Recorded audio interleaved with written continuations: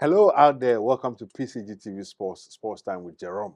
Today we are talking about the Ghana Premier League. We are reviewing the Ghana Premier League season that just ended. For the unapologetic hard critics of the Ghana Football Association, the just ended season of the Ghana Premier League was unexciting. But for the loyal apologists of the competition, this was just another wonderful season, full of surprises, one of which was BBN Gold Stars emerging as champions. How could Gold Stars beat off tough competition from Asante Kotoko and indeed Nations FC, who were just some points away from being crowned winners at the events of the last few weeks? And what about Insuatraman FC, who tumbled and chickened out of the competition after their venue saw the tragic death of a Kotoko fan? So much has happened this season, and we have the perfect person in our studios to help us review the season. We go for a short break. When we come back, we will take the scripture for the day and the show will continue.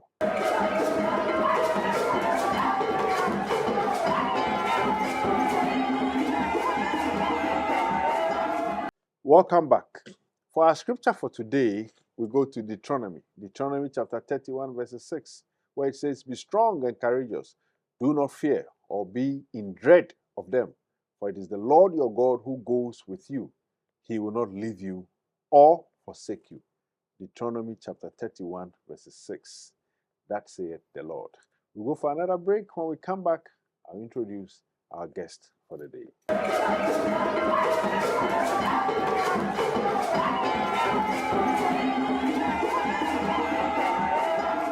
Welcome back. As I told you, we are reviewing the Ghana Premier League, the just ended Ghana Premier League. Very exciting season there, and I told you that we have the perfect person in the studio. Someone who has followed the competition from day one to the last day. He knows all the numbers. He knows all the stories behind the numbers. I'm talking about Shaban Mohammed, who is a football data journalist at the Ghana Football Association. Is that correct? It's correct. It's correct. Thank you very much. This is Shaban's second appearance on the show. And anytime he comes with all the data on the Ghana Premier League or Ghana football as a whole. Shaban, I welcome you once again. Thank you. And thank you for doing us the honors even on short notice. I'm grateful. Yes. No, we should be grateful. No, I'm always grateful to you. Okay. Yes. We thank God. Tell me, before any football season starts, there are projections. I mean, people think of who is going to win, who is likely to be relegated, how the season will go. Now, as the season has ended, if you look back, would you say that what you thought of happening actually happened, or there were changes in what you thought would happen? Well, I will start with the winner of the Premier League, of course. Okay. In every season, we look at signings and the impact it will have in the season. Mm-hmm. First of all, one of the key things we look at has to do with the zonal teams from Division 1 and their impact in the Premier League. So we've looked at the last few years. We've realized that the Zone 2 teams makes impact in the Premier League. So for Why is it so? Because of the competitiveness of the Access Bank Division 1 League Okay. Zone 2. So, for instance, Nations FC in their debut season actually won only 4 away matches, but they were one of the best sides, went unbeaten at home. Gold Stars from Zone 2 in the 2021-22 season, that was their debut season. They made impact in the league. Again, if you look at Samatex, they qualified from Zone 2.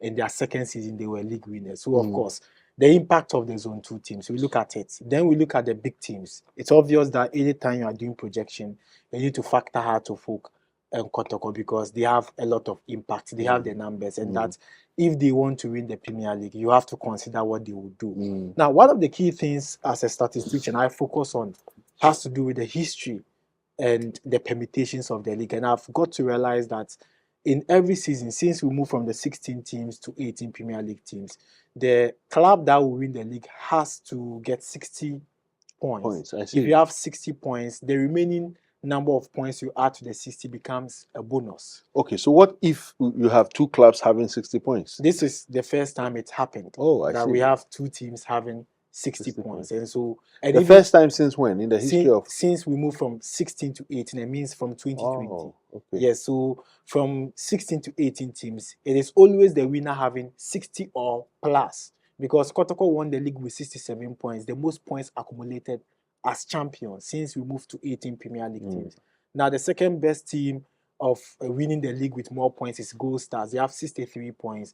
The third best, two joint, Heart of Oak Samatex, has won the league in the 2020-21, 61 points. And then Samatex won the league in the 2023-24, 61 points. So the trend shows that to be champion, you must definitely cross the 60 points. You need mark. 60 or plus. Okay. Then this season changed the narrative. How? we had two teams having 60 and one team having plus. So we don't have two teams having 60. It's just the winner. Okay. But this season we had Heart of Lions 60 points. Then we had BBN Gold Star 63. But it also enters into one data where the winner of the league would have to appoint the coach in that same season. But Gold Stars changed the narrative. So when I was doing my projection, I was looking at teams that have appointed their coach in that same season. That is where Kotoko comes in the picture. Abdul Karim Zito being appointed as coach of Kotoko, and they're sidelining Dr. Prosper Nategu. Now, let me take you back to 2020-21, where Samobuedu was appointed in match day 17. He played his first game as Heart of Oak coach in match day 17. That's halfway into the season. Yes, when Heart of Oak beat Wafa 4-0 at Accra Sports Stadium, and he played only 18 matches. And in 18 matches, he was champion of the Ghana Premier League. In 2021-22, Kotoko appointed Dr. Prosper Nategu in his first season. He won the league with 67 points. Then 2022-23, where we saw Samatex appointing Nuruddin Abdullahi in his first season as a coach. Midiama appointed Augustine Evans Adote in his first season. So these are 4 different coaches at 4 different clubs you've given me. What does that trend say? What is the significance of this first coach? I mean, coaches being appointed in their first season and emerging as champions. What does it say? It says that the impact has to do with players playing for the coach in that same season. Then after the season, the club struggling. Something else happened. Yes, and so that's interesting. Samobudu has to leave Heart of Oak. Doctor, after winning the league, left. Nuruddin, after winning the league. All of them. Yeah, Augustine Evans Adote, after winning the league, was promoted to technical director. Very interesting information there. Yes, so when we are going to play a season, you factor all this analysis. But Gold Stars actually changed the narrative. But it wasn't too different, because I've followed their progress from 2021-22 when they made their debut. In fact, they were promoted in the league with RTU and Accra Lions. And Accra Lions from Zone 3, RTU from Zone 1, Gold Stars from Zone 2 in the 2021-22. And you could clearly see that they are a good side at home. And to win the Premier League, you have to be the best at home. And that is why Samatex won the league, won 16 of their 17 home matches, lost to only one team, and that is Nations FC, when they won the league in the 2023-24. Now, if you pick Gold Stars, they also lost one game at home, and that was the game against Karela. They won 12, they drew 4, and they lost 1 in total of 17 home matches. And in fact, if in the 4 draws they have won 2 or 3 of the matches, they could go 68 points. Now, Nations FC were title contenders, but if you pick their total home performance in 17 matches, they won only 9, and that was why Nations were out of the title chase. Very interesting. Look, I told you from the beginning that we have someone who is just perfect for these conversations. You should know by now that Shaban knows his numbers, and it's not just the numbers, it's the stories behind the numbers. We'll go for another break. When we come back, Shaban is going to tell us. So these were his projections, and then some interesting analysis on coaches who come first. I mean, go into their first season fresh on the scene, they win the league. The second season, it turns into something else. Don't go anywhere. We'll be right back.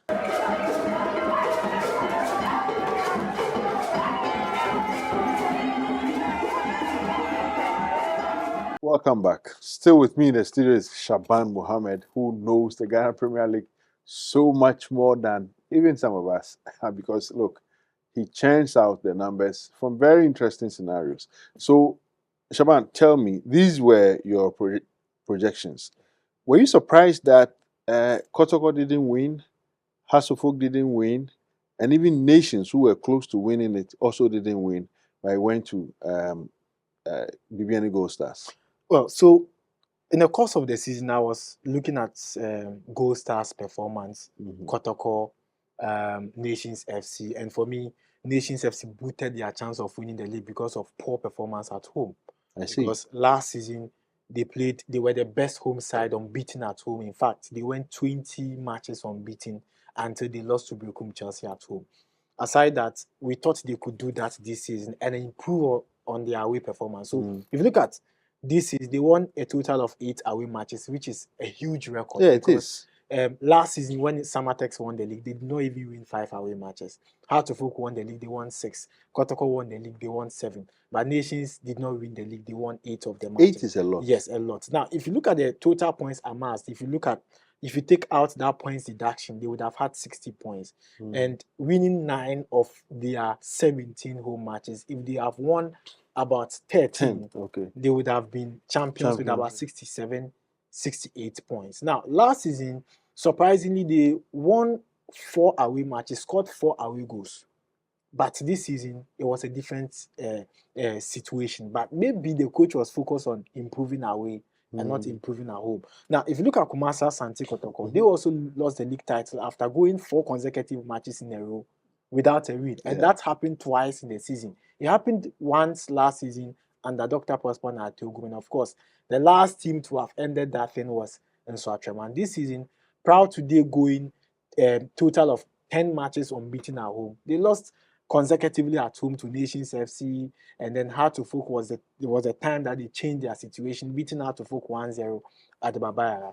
Now, for Gold Stars, in fact, at a point, we all thought they would go unbeaten until their defeat to Karela. And that happened the last minute. That was when they needed points to become champions. But that Karela loss was surprising to me. I mean, that loss to Karela by Gold Stars was a surprise to me because I thought playing at home, because that game was at their home. Yes. Playing at home and given the circumstances around that game, you are almost, winning the title.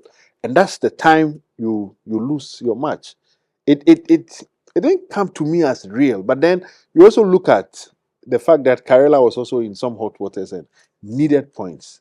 Then you want to believe that was it. Yes, Karela needed the points, and their former coach Nuruddin Amadou was there, and he was with Karela. Again, you look at every season. Last season, for instance, when Samatex were going unbeaten, it took a newly promoted side, Nations FC, to beat them 1-0. Yes, and so sometimes you have a good season, you underrate opponents, you underrate Karela. They've got the experience.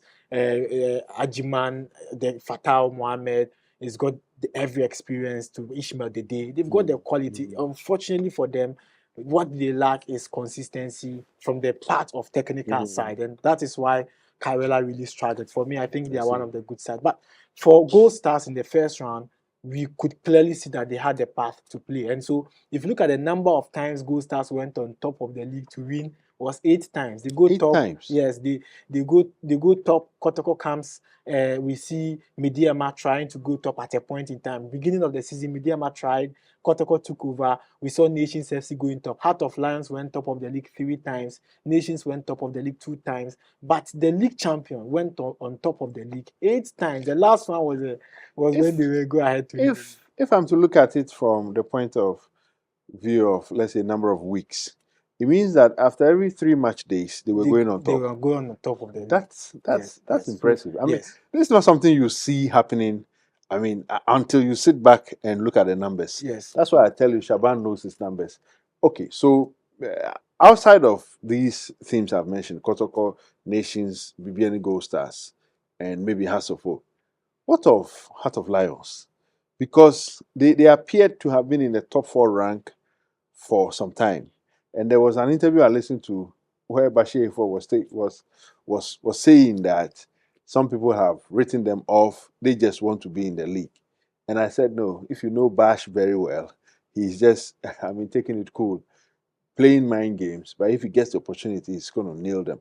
Did it occur to you at any moment in the season that Lions, who were actually struggling at some point, were going to do anything impressive? Yeah, so the Premier League has got something unique, and this is what I tell newly promoted side. Get experienced players, because the side that gained promotion for you might not be the side that will give you the best of performance in the league. The Premier League is different. Yeah. Now, so in their first season, Ebenezer Ban, they brought almost all their Ishmaelado, they brought almost all their Premier Leagues, a Division 1 side into the Premier, and they struggled. At a point, they needed to beef up with Abednego Tete, Michel Sapon to help them avoid relegation. But this season, the players have gained experience. In their second season, they gave their all, and that is why we saw them there. I wasn't surprised because even in the history of the league, Adriana won it in their first season. Yeah, and so it does happen. Some Samatex actually won the league in their second season. Yeah. So if you avoid relegation and you finish second place in your second season, then it is an impressive record, especially when Hearts of Lions have seen it all. Since, in fact, they were relegated in 2015. They returned back last season. And we wanted to see that Heart of Lions. It won't happen overnight. Yeah. You need to... It'll take some time. And then even Accra Lions had the best of season last year because they managed to keep all their players. Shaukan Onaf Mohamed, Dominic Inzombila, and then they beefed up with some key players, Andrew Owusu, their shot stopper. So even for Accra Lions, to be able to finish second last season, they needed to keep their players for some time. Then they were relegated because they shipped out all these key players and then brought in Division 1 players, and that was a disadvantage. All right. I mean, what of the coaching casualties? You know, the season will always start with coaches being very confident, expressing the hope that they will do well. And then some few matches into the season, you can see that some of them are struggling. By halfway time into the season, if some haven't been yanked off, they will have been chopped off from their teams. Which of the coaching casualties was surprising for you?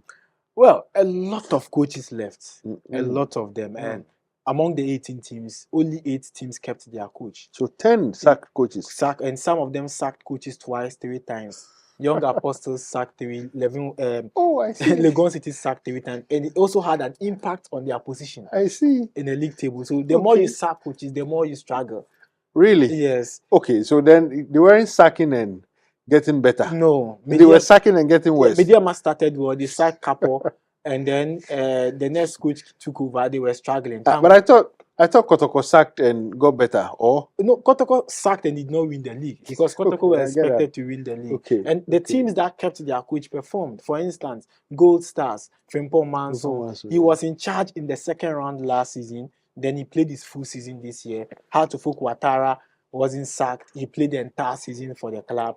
And he also performed very well. Aside that, Vision FC kept their coach. We saw them at least a newly promoted side that's a very good position. Then you look at teams that fired their coach. Diana FC had to let go Yahweh Champon, brought in Silva Aristika. They did not perform for us in the league. You look at Mediama, Capo left the team, Tanko took over, Kotoko Doctor left, Karim Zito took over. You look at teams like Brikum Chelsea kept their coach, Samobudu, and so you could see some a bit consistency. of consistency in the team. Then Legon City had to let go Samo Kwesi Fabian, brought in Yahweh Champon, sacked him and brought the third coach, Abdul Bashir. Who took them to relegation? Who took them to relegation. Young Apostles started with Joseph Asarbedi Akon. He also did not finish the season for them. They brought in Abdul Bashir, who later took over Legon Cities. Yeah. He also was sacked. And then the third coach took over the team. So I mean, the third coach has been a disaster. Yes. Hearing some of the things he's saying, I'm like, you took over the team and you are relegated. But one of the decisions,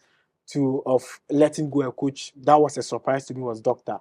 I felt Ogun. Yes, I felt. I mean, Kotoko. If you're a Kotoko coach, I mean, and this is not to say I supported the decision. I thought it probably wasn't the best of decisions, but then we are not the people in charge of Kotoko. If you are a Kotoko coach and you go 3, 4, 5 matches without a win, if you are not sacked, that means you are doing something that perhaps those who brought you would want to keep you for that. But you know why I wanted Doctor to stay? Tell me. It was latter part of the season. The season was almost over. 2, you were in the FA Cup semi-final. You were going to play semi-final then. Yes, you were going to play Brikum Chelsea. So it was obvious Kotoko would not win the league based on the Gold Stars consistency, Nations FC consistency. No, for you as a data analyst and someone trending the numbers, you could tell. But for the die-hard fans of Kotoko, they were not going to accept that they weren't going to win the league. Look, we'll go for a break. When we come back, we take the last lap of the show with Shaban Mohammed.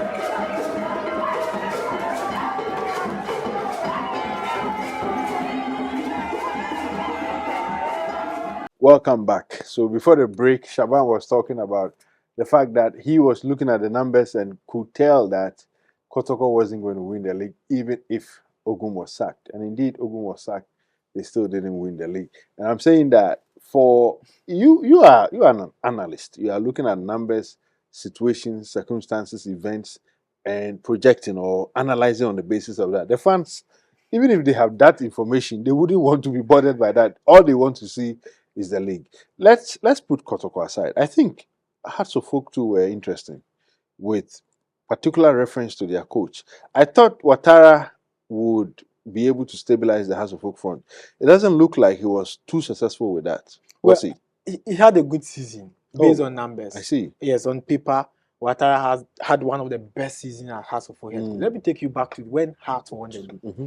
When Samobodi took over that season, they had 61 points as champions. Mm-hmm. Ouattara had 58 points, defense 3 points. Mm. So you look at Hearts of Oak winning the league, Ouattara amassing 58 points. It means that Ouattara struggled because this season has been so competitive. Because if you have 58 points and you couldn't finish second, and then in 2020-21, the same team had 61 points and went ahead to win the league, defense 3 points, then it means that Ouattara had the best of seasons. You know, you are telling me things that I would say appear contrary to the popular opinion there. Yes. Has there been an occasion where some of the people in the clubs, and here I'm talking about the managers, the administrators, get to you to maybe tell them more than what their fans will be saying? No, in terms of coaching, no, but in terms of players, they do. Some would speak to me that, I see. What do you think about this player, his numbers and his performance? And that is really helping some of the teams. You know, Okay. there are a lot of recommendations. This one is good, this one is good, but you need to also look at the data. Now it's all about numbers. How is your performance? For instance, I remember last season when Heart of Oak fans were talking about Salif Ibrahim as a player who did not give them enough numbers. But I went through the data. Salifu was the second player with the most NASCO Player of the Match awards. It means that in terms of best player, he was the second best. So you are looking at it as if he did not perform, but the numbers is saying he performed. But how does the fans watch football such that the data says something else, and their perception is also opposite? Okay. Yes, so that is the key. Now, Heart of Oak this season were the second best away team in terms of wins. They won 7. But if we were not churning out this data, you could go raw and say Hearts did not perform. They were the worst team. But if you pick that's the vibe you get from their fans. Yes, but if you go and you do the proper analysis of the team, you would see that Ouattara performed. He didn't have majority of the experienced players. Setose, who was signed for him in the second round, did not give him much of the performance. I see. If you look at the entire team, the best of Heart of Oak player was their goalkeeper. So it means he was doing yes. The best goalkeeper was best player was Benjamin Asari. You look at the back four, it was when Anto Kunedu Yadom joined before they were stabilized. At a point in time, they were struggling. Ouattara himself won the coach of the month for the May-June before the season ended. We saw 2 of the Heart of Oak players winning Goal of the Month award, and then we saw one of their players, Maudi Wayu, winning the best player in one of the months. So clearly, I think he didn't have the best of players. Kotoko signed Kwame Puku, Albert Amwa, Emmanuel Entry. They signed their right back, Lord Amwa, Patrick Isiudu. They brought in a lot of players. Samba O'Neill. These were players that have shown week in, week out that they are top-notch players. But out of Hussein from DBB United, Sani Ishaq Mohammed from Soccer for Souls, majority of the players from the lower tier side. So it's different. Yes. I get a point there. But tell me about something, and maybe we'll close the show with this. For someone like you, and I'm not sure it's wrong for me to say you live literally on the numbers of the Ghana Premier League. We got to a point, I think late January or early February, where there was an incident at Inswaterman. The league had to be suspended for some weeks, almost a month or so. How did that affect your work? And what's your analysis of all that happened? Relative to that incident. Well, it changed a lot. I spoke with coaches, and when I do analysis in the evening, I speak to people who understands the game so much. And one key thing, after that incident. One, psychologically, the players were not up there. You know, prior to that incident, Hearts-of-Oak were unbeaten in about 5 matches. When we returned, they were not winning. Now, at a point in time, some teams had to play 3 consecutive matches at home. Some had to go 3 consecutive away matches. Because of, you know, they were the fixtures. You have to play this one. There were midweek fixtures and all that. So, at a point, Nations FC, who were on top, had to come down because they have to go 3 consecutive away matches. And you know our league strength. You can't play 3 consecutive matches away and still maintain your top position, especially when the points gap is 3. You could lose all the away matches, and that is the strength of our league. Our strength is home. So in 306 matches in the Premier League, you could have about 173 home wins. Then you have 56 away wins in total. Then you have one of the teams having 8 away wins. That is Nations FC, and that tells you that the strength of the league is at home. Now, first, you have to play 3 consecutive, and psychologically you might not be able to win. And when you lose those 3 matches and you drop to second or third position, that will be all for you. You might not win. But if it was a regular season we're playing, you know, you go away, you go home, you lose your away match, you come home, you prepare, you win, and so you could still maintain your top position. That really affected it. And again, when Instructorman pulled out, it really affected the work. You have to now look at how you could churn out the data. And even some of the teams, you know, you have to give 3 points, 3 goals, award 3 points, 3 goals. And it even affected the total points accumulated by the clubs, and even the total goals scored. Because if you go back to 2020-21, we had 691 goals. The following season, when Kotoko won the league, we had 644 goals. And then the following season, 627. Then last season, we had 628. Wow. But this season, we didn't have 600 goals. How many do we had 591. So for the first time, we moved from 18 teams. We know that projection would give us 600 plus goals. But this time it dropped because of the issues that came up. So statistically, it had an impact. You have to think deep, come out with some information. There are a lot of people who were even discussing on platforms that the plus of games we added shouldn't have been done. Shouldn't have been. Yes. Okay. So the Instructorman incident, I mean, Annapolis death, is so rest in peace, actually affected the flow of the game. Yes. What of refereeing? I mean, you follow the Ghana Premier League, and a lot of people make noise about. And I'm not saying noise, I'm not using noise disrespectfully. I'm just saying that they are not happy with the standard of officiating. From where you sit as a data analyst, did officiating improve or affect the numbers game? Well, since Anas expose, one of the major things, even before I joined the GFA, was major thing I was thinking about is officiating. I was looking at how it's always been an issue. Yeah, how we could come out with good referees. And then from 2019, I've seen Rostum Gamli Sunogbo, Selom Yao Bless, Reginald Collins Amwa, Gideon Kofi, Robert Muze. These are referees that personally I've followed keenly. And you have Julian Nuno, and all of them. These are referees. So, but for all the guys you mentioned, Nuno is the most experienced. Yes. Yes. And I follow them with keen interest. I look at what they could do for Ghana football. But if I'm basing my argument on these referees, I would say that in the last 5 years, we've been able to produce some good young referees, to the extent that under 17, we saw Reginald Collins Amwa officiating in U20, U17 AFCON.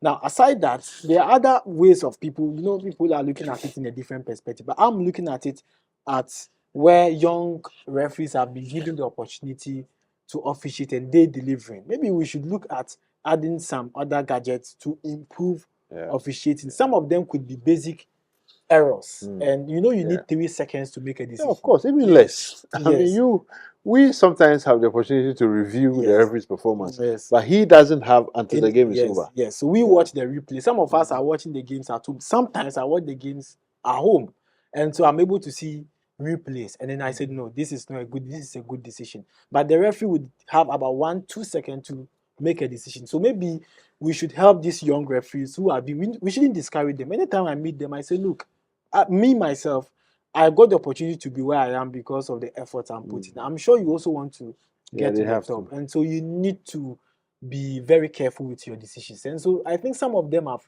got that positive mindset of becoming the best of referees, even in the world. But we need to help them. Maybe when you do that, we'll help. Look, when you get Shaban, 30 minutes cannot be enough. I mean, this is somewhere I can sit 2 hours talking about the things we are talking about, but we can't have 2 hours. I mean, we have to close the show, but I can't go without taking Shaban briefly on the issue of spectating or attendance at matches. Was it an issue? Did it affect the numbers in any way? Yes, some of the venues, for BBNE, they'll give Mm. you the numbers. Doma, Brekum, they'll give you, but Accra, Accra, Kumasi, Kumasi were the stubborn yeah, heart ones. to folk matches to the extent that the Super Clash did not give us numbers. Yeah, That yeah, that that really was worrying. affected. Yes. Well, a lot has to be done to improve spectating at our games. Shaban, thank you very much for joining us. I'm We'll bring you grateful. again to look at some more Ghana Premier League issues. Until then, it is PCGTV Sports Time with Jerome. My name is Jerome Ochi. I've been here with Shaban Mohammed, a football statistician, a data sports journalist, you can call him, from the Ghana Football Association. On PCGTV Sports, we say, in thy light, there's light. See you next week.